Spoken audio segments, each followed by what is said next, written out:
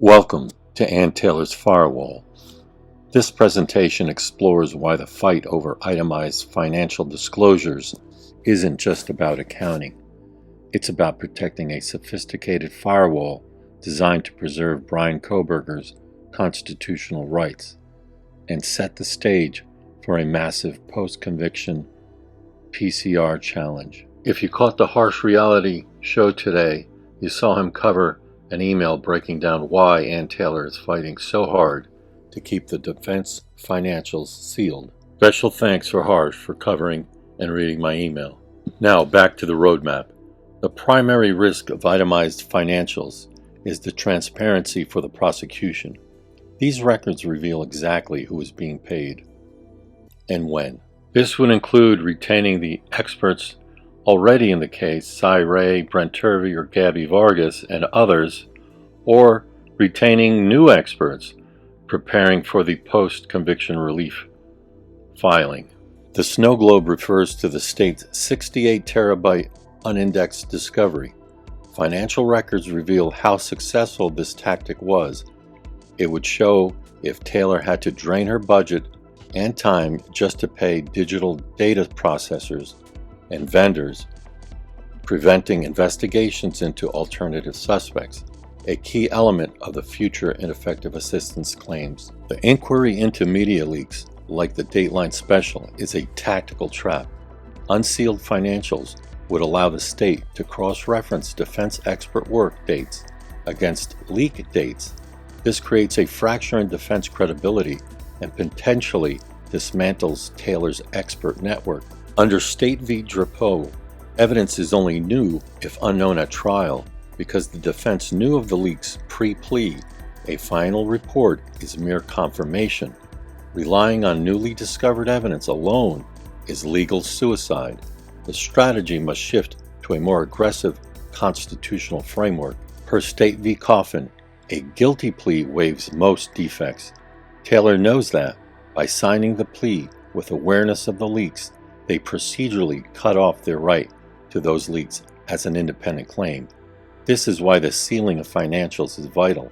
It preserves the underlying facts for a different kind of claim. The defense real roadmap is a pivot to ineffective assistance of counsel and parallel construction claims under Strickland. This bypasses plea waivers by arguing that counsel was prevented from being effective due to unlawful state tactics. Sealing the financials keeps the door shut until discovery begins. Sealing is a firewall. It hides the impact of the data dump and the leak shield until the defense can force a mutual compulsion. This ensures that the state only gets the financials during a PCR phase, where they must then legally produce their own internal investigative logs in return. This is what I have phrased the legal civil war of Ann Taylor. It is my opinion that Ann Taylor has meticulously built a paper trail. Her motions explicitly state that without time to audit the 68 terabyte dump, she cannot provide effective counsel. She has documented a mandatory Sixth Amendment violation, turning the state's own snow globe tactic into evidence of counsel being stopped from defending her client. In the PCR phase, the roles flip. Ann Taylor and her team cease being the lawyers and become witnesses for the IAC claim. A new appellate team will step in, using the sealed financials as the foundation to expose exactly how the state's tactics hindered the original defense team. Here we see the double standard. The Idaho Statesman is hunting for granular defense receipts while ignoring the opacity of the prosecution.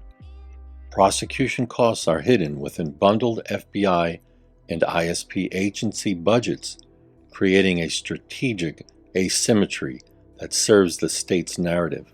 Here we see a growing concern that journalists are acting as functional proxies for the state.